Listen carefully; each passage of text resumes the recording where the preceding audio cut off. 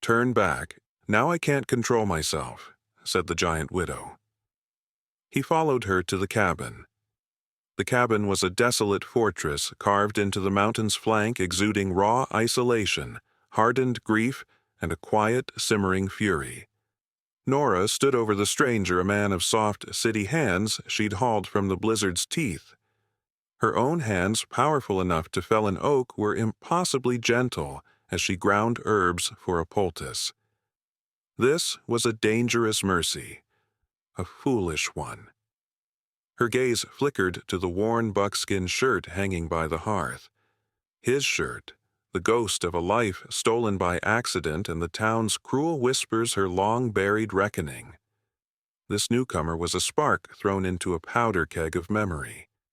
The man groaned, his city blue eyes fluttering open, filled with confusion. Nora didn't offer comfort. She offered a threat, her voice a low growl of gravel and warning. "You listen. You listen good. I can't control myself around you." Was it a promise of violence? Or something far more dangerous? The world was white, then black, then nothing.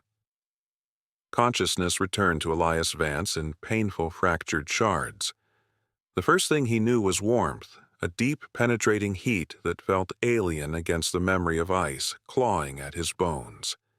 The second was the smell wood smoke, the sharp, resinous scent of pine, and something else beneath it, an earthy herbal aroma of crushed leaves and damp soil.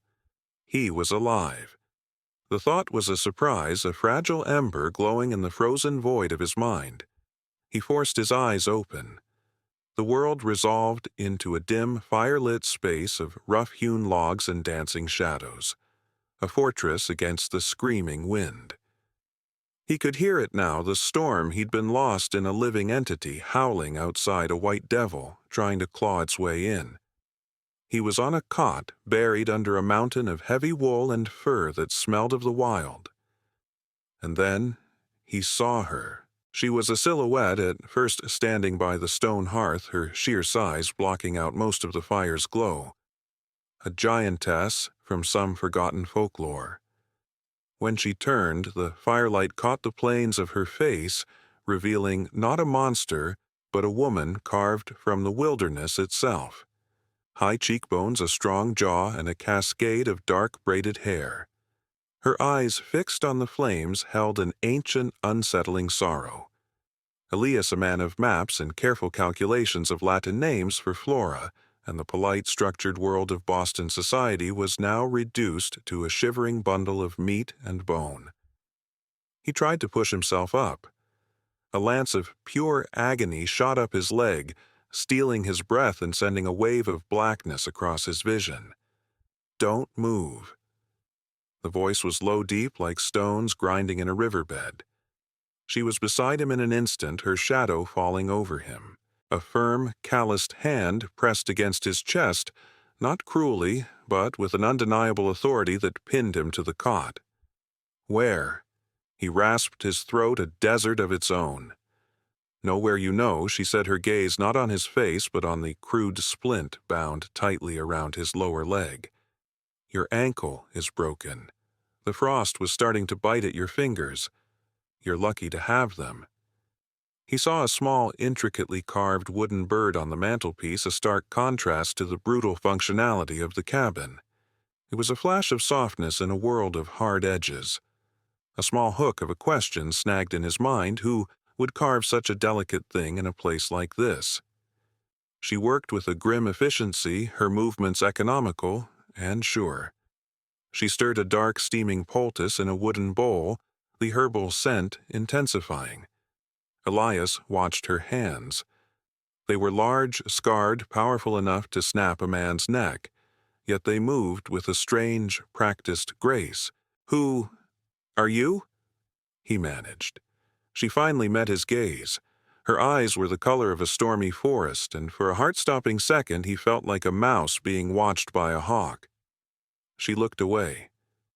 "Doesn't matter. Drink this." She held a cup of bitter, steaming tea to his lips. He had no choice but to obey the strange liquid warming him from the inside out, dulling the edges of the pain. He was utterly at her mercy. A chilling thought. This woman had dragged him from death's door, but into what? As the day bled into a long, storm-racked night, she tended to him in near total silence. The only sounds were the roar of the wind and the crackle of the fire. As a fragile strength returned to him, so did a profound unease. He felt a desperate need to fill the silence to build a bridge of civility. When she brought him a bowl of savory broth, he found his voice again. "Thank you," he whispered the words, feeling small and inadequate. It was the wrong thing to say. She froze. The air in the cabin grew thick, heavy. She set the bowl down on a nearby crate with a deliberate sharp thud. The warmth in her stormy eyes vanished, replaced by a sheet of glacial ice. She took a step back, then another, putting the fire between them like a barrier. "I dragged you from the white," she said, her voice a low, dangerous hum. "And I'll keep you from it." She let the words hang in the air. "But you will keep your distance from me. You will not try to soften things. You will not speak unless spoken to." She turned her head, looking at him with an intensity that stripped the very air from his lungs. "I cannot control myself around you." She turned her back to him, then a mountain of silence and shadow, leaving Elias alone with the roaring wind, and her terrifying, impossible warning echoing in the darkness. Savior or captor? He had been rescued from the storm outside, only to be trapped in a far more intimate and deadly one within. Days bled into one another, indistinguishable. The storm was a constant, a roaring beast that held their small cabin in its teeth and refused to let go. Elias was a man entombed, walled in by a blizzard on all sides, and held captive by a silence that was more threatening than any spoken word. His world had shrunk to the four walls of this room, the throbbing pain in his leg, and the woman who moved through the space like a phantom of the mountain itself. He watched her. It was all he could do. He was a scientist, a man of observation, and she was the most perplexing specimen he had ever encountered. He watched as she split firewood with an effortless, terrifying power, the axe rising and falling in a rhythm that seemed to echo his own unsteady heartbeat. He watched as she skinned a rabbit with a hunter's brutal precision, her large hands working with a delicacy that was unnervingly at odds with the task. She sharpened the blade. Slow, steady strokes. The sound scraped his nerves raw. Each act of survival, seen through the lens of her warning, became a potential act of violence. Was she feeding him only to strengthen him for some darker purpose? The kindness felt like a cage, its bars forged from his own helplessness. He tried to break the silence, once his voice feeling clumsy and loud in the quiet air. "The storm. Is it always like this?" Nora was mending a tear in a thick fur pelt, her needle moving with the surgeon's focus. She didn't look up. "The mountain does what it wants," she replied, her tone leaving no room for further conversation. The wall between them remained cold and absolute. One afternoon, a small hook of doubt snagged in the fabric of his fear. She was tending the fire, her back to him. She thought he was asleep. For a long moment, she simply stood there, staring into the inferno. The unyielding strength seemed to drain from her shoulders, replaced by a weariness so profound it seemed to make the very air around her heavier.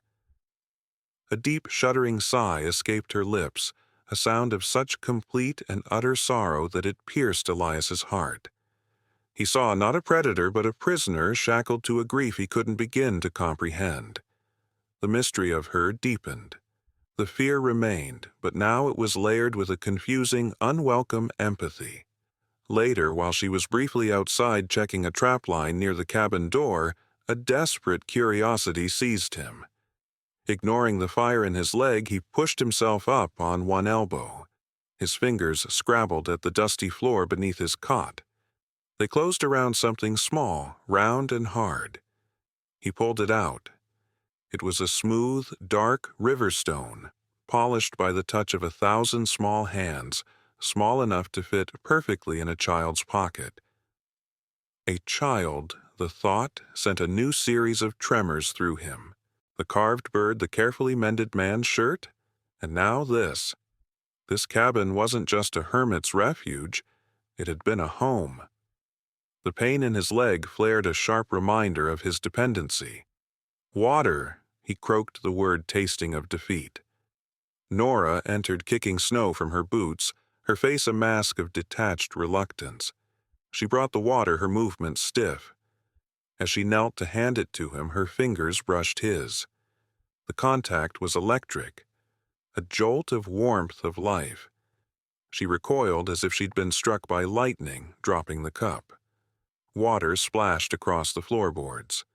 Her breath hitched, and a look of raw, undiluted panic flashed in her stormy eyes before she shuddered it away. "What is it?" Elias pushed his voice stronger than he intended. "What are you so afraid of?" She stood turning her back to him, her hands clenched into fists at her sides. "Fear keeps things simple," she said, her voice tight, strained.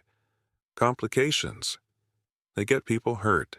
That night, sleep was a distant country he could not reach. The fire had burned down to glowing embers, casting the cabin in a deep, breathing darkness. And then he heard it, a soft humming sound, a melody of pure heartbreak, a lullaby sung without words. He risked a glance over the edge of the cot. She was there by the hearth. In her hands, she held the old patched buckskin shirt he had seen hanging there. She held it to her face, her massive frame trembling with silent sobs.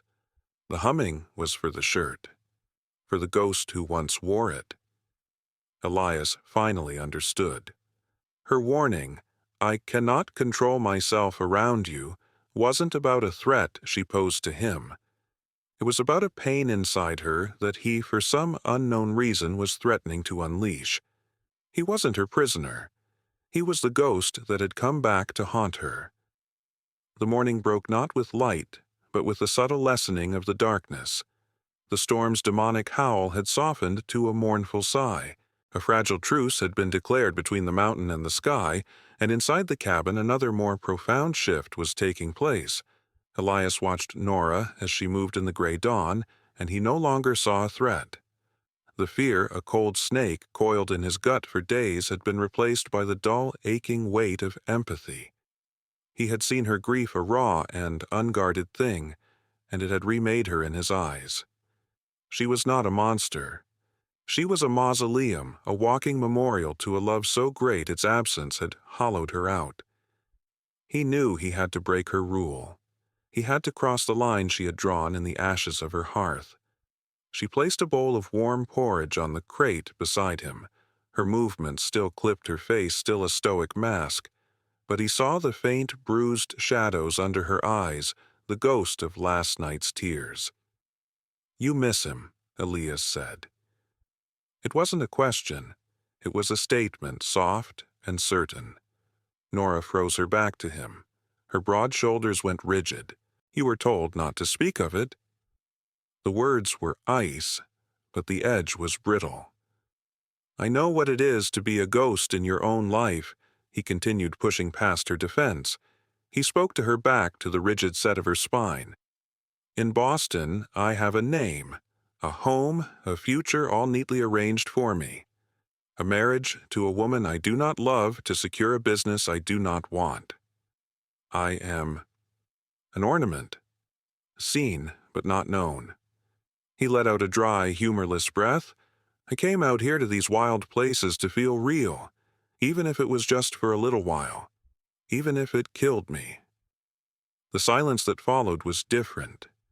It was not empty. It was filled with the weight of his unexpected confession. Slowly, she turned. The mask was gone. In its place was a raw, aching vulnerability that was far more intimidating than her strength. "His name was Liam," she whispered, and the name spoken aloud seemed to hang in the air like a prayer. "He was a logger. His hands were rough with bark and splinters, but they were the gentlest things I ever knew." She drifted to the hearth, her hand rising to touch the worn buckskin shirt. "The men in the town, they looked at me and saw a giantess, an omen, something unnatural. Liam, he never saw my height.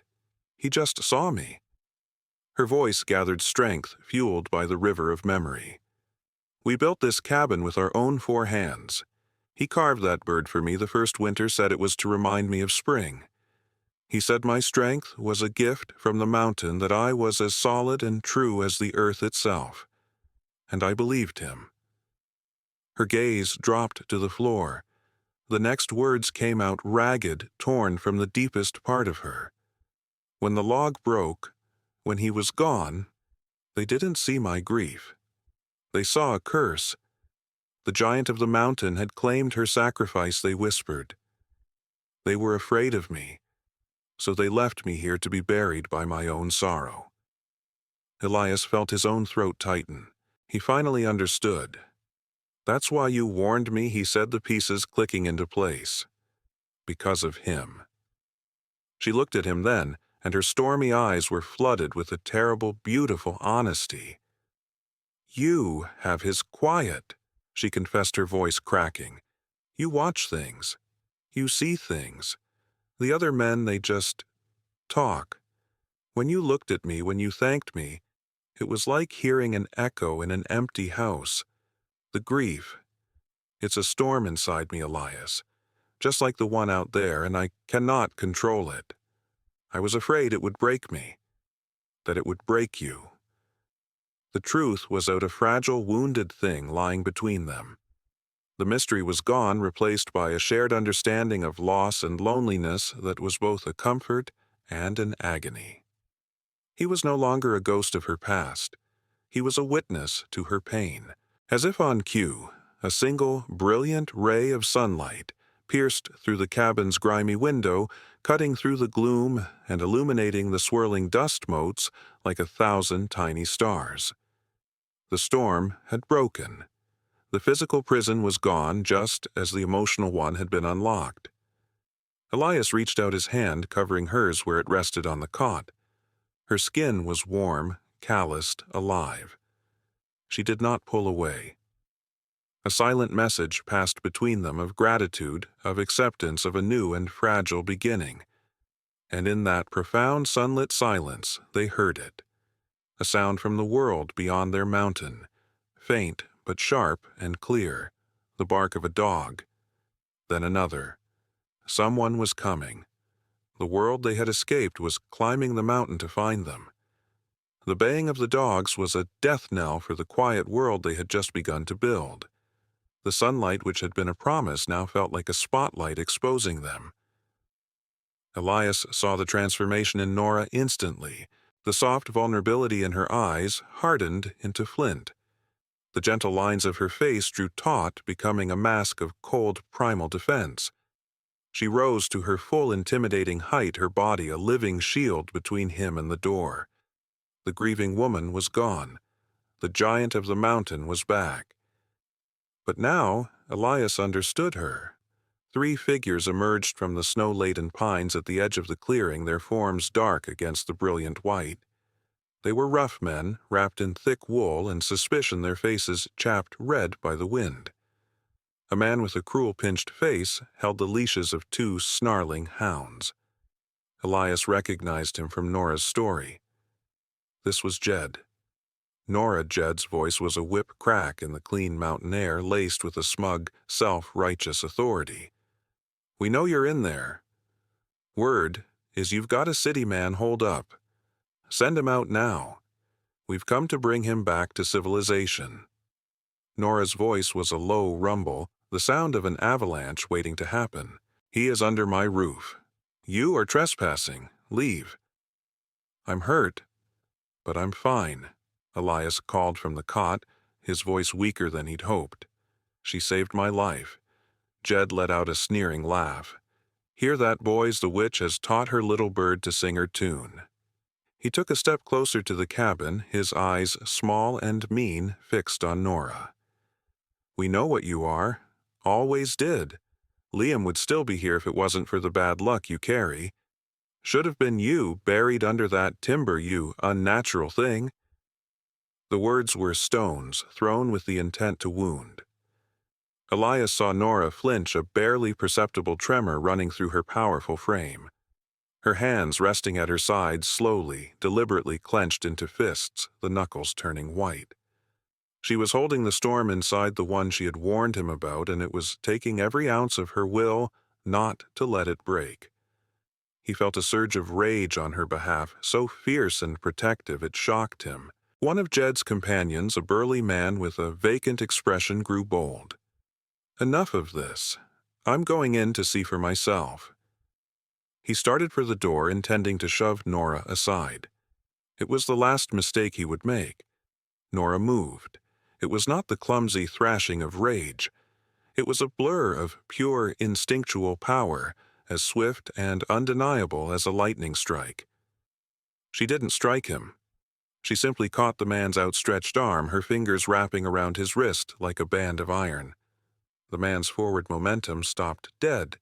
His face, a moment before a mask of smug confidence, dissolved into sheer, stark terror. He looked down at his arm, trapped in a grip that felt like it could crush bone, and then up into Nora's face. Her eyes were blazing. With a single fluid motion that was less a throw and more a controlled explosion of force, she spun him around and propelled him backward out of the doorway. He flew several feet, landing with a heavy, undignified thud in a deep snowdrift the air knocked from his lungs. The other two men stood frozen, their jaws slack, their bravado utterly extinguished by the raw, terrifying display. The snarling dogs fell silent. Nora stood in the doorway, her chest rising and falling heavily. She had not screamed, had not roared. She had simply acted. She was a force of nature, and they were merely men who had been foolish enough to try and push the mountain. Elias stared, his heart hammering in his chest, not with fear, but with a breathtaking awe.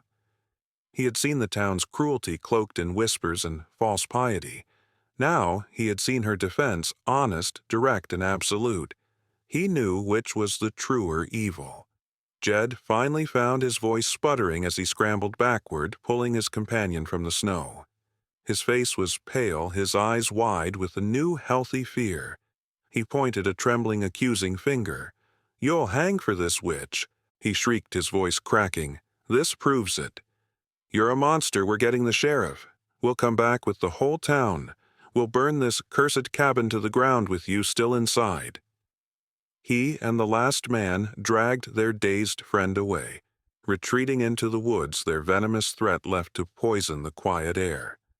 Nora remained in the doorway for a long time, her silhouette stark against the snow. She was trembling not from the cold, but from the violent surge of her own power. She had proven them right.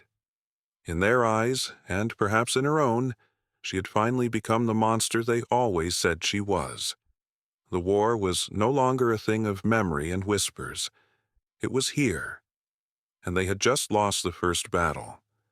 The echoes of Jed's threat faded into the vast, indifferent silence of the mountain, but the poison remained.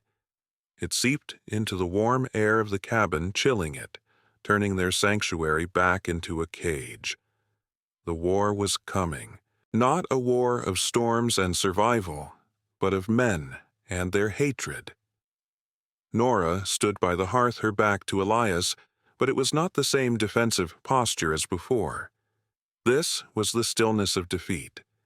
The adrenaline from the fight had drained away, leaving behind the hollow, aching certainty that she had just signed her own death warrant. She had proven their accusations correct. She was the monster. You saw she said, her voice flat, devoid of its riverbed rumble. It was the voice of ashes. "Now you know what I am." She finally turned, and the anguish in her eyes was a physical blow. "Go. Now. Before they return." She gestured toward the door with a hand that trembled slightly. "Follow the creek down the north slope. It will lead you away from the path to town. Tell them I held you captive. Tell them you escaped. Say whatever you must to save yourself." It was an act of profound sacrifice. She was offering him his life, paid for with the last remnants of her reputation.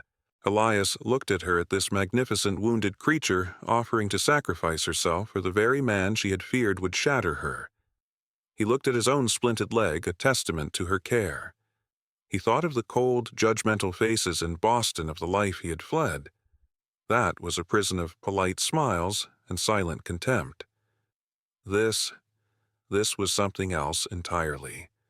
"Leave," he said, his voice quiet but infused with a new, unyielding iron. "And go where Nora back to them, back to men who hunt a woman for the crime of her own strength." He pushed himself up, leaning heavily against the cabin wall, his own pain a dull counterpoint to the raw agony on her face. "I saw what they did. They came to your home with venom in their hearts. They tormented you. They threatened you. You did not attack. You defended." He took a ragged breath, the truth of his next words solidifying in his own mind as he spoke them. "You call that being a monster, I call it a miracle. You hold a power they cannot comprehend, and so they must label it evil. That is their failing, Nora, not yours." For a long moment she just stared at him, her stormy eyes wide with a stunned, disbelieving hope. It was as if no one had ever defended her, had ever seen her strength as anything other than a curse. A single tear escaped and traced a path through the grime on her cheek. The giant of the mountain was weeping. "They will come back," she whispered, "with the sheriff, with rifles. Then we will be ready for them." Elias stated, his tone shifting. The scholar was gone, replaced by a strategist. "We cannot win a fight with force, but we do not need to. We must win it with the truth." And so the alliance was forged, an alliance of ghosts. The ghost of a life she had lost and the ghost of a life he had run from. The hours that followed were a blur of desperate, focused energy. The cabin was no longer a home. It was a fortress being prepared for a siege.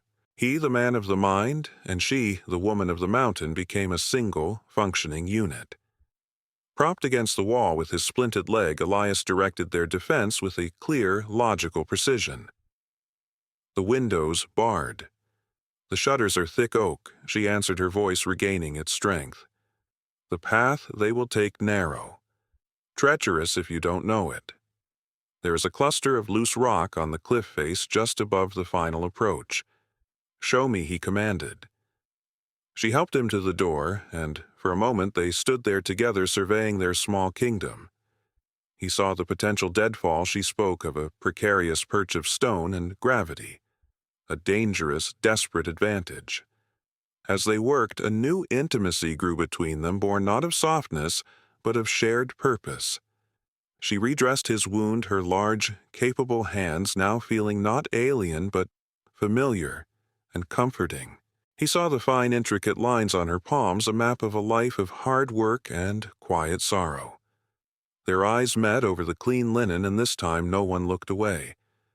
It was during their search for more bandages that he found it. Tucked away in a small dust-covered chest beneath a stack of mended furs was a small leather-bound book. A journal. It was Liam's, Nora said, her voice catching. "I've not been able to look at it. May I?" Elias asked gently. She hesitated, then gave a single, weary nod. Elias opened the journal. The pages were filled with a strong, looping script. He read passages of a life lived with profound joy. Nora is laughing. The sound is like the whole forest coming alive. He read of their plans, their struggles. Then he turned to the final entry. The date was stark, the day of Liam's death. His eyes scanned the frantic, hastily written lines. "Foreman's a cheat. Jed's boy Tommy knows it too. The winch cable is frayed, the supports are rotten. He's been pocketing the company's money. We are to tell the inspector tomorrow. Foreman suspects? He was watching us today. His eyes, like a snake's. Something feels wrong. I'm taking the high-risk North Face cut. Tommy is with me. If anything happens, it was not the mountain's fault." Elias's blood ran cold. It was not an accident. It was murder. Liam hadn't died in a tragic accident. He and Jed's younger brother had been silenced. Jed's grief, the town's fear. Nora's isolation, all of it, had been built on a foundation of a terrible, violent lie. He looked up from the page, his face a mask of grim, furious revelation. The air crackled with the weight of the unearthed truth. "Nora," he said, his voice low and urgent, the sound of a gathering storm, "this isn't about your strength. It was never about you." He held out the journal, his finger pointing to the last damning entry. "This is about his murder." Dawn arrived not with the gentle promise of a new day, but as a cold, sharp blade of light cutting across the snow. The world was holding its breath. Inside the cabin, the air was still charged with the grim resolve of two people about to face their reckoning. Liam's journal lay on the small wooden table, its worn leather cover seeming to pulse with a life of its own. It was not a book of memories. It was a weapon. Elias stood by the window, his splinted leg a dull, constant ache. He was no longer a fugitive scholar, a man running from a life he didn't want. He was an advocate, a witness. Beside him, Nora was a pillar of stillness. The trembling was gone, the despair replaced by a formidable righteous calm. She was no longer hiding from her husband's ghost. She was about to fight for his honor. The sound came first, the jingle of harnesses, the crunch of many boots on snow. They appeared at the edge of the clearing. A posse. The town sheriff, a man with a weary face and a heavy star pinned to his coat, led the way. Behind him was Jed, his face a mask of twisted, self-assured fury. And with them, looking smug and confident, was the foreman from the logging camp, a man named Silas, whose snake-like eyes Elias now recognized from Liam's final desperate words. The sheriff halted his horse, his gaze settling on the cabin. "Nora Jedediah Stone has filed a complaint. He claims you're holding this man Elias Vance against his will and that you assaulted his kin.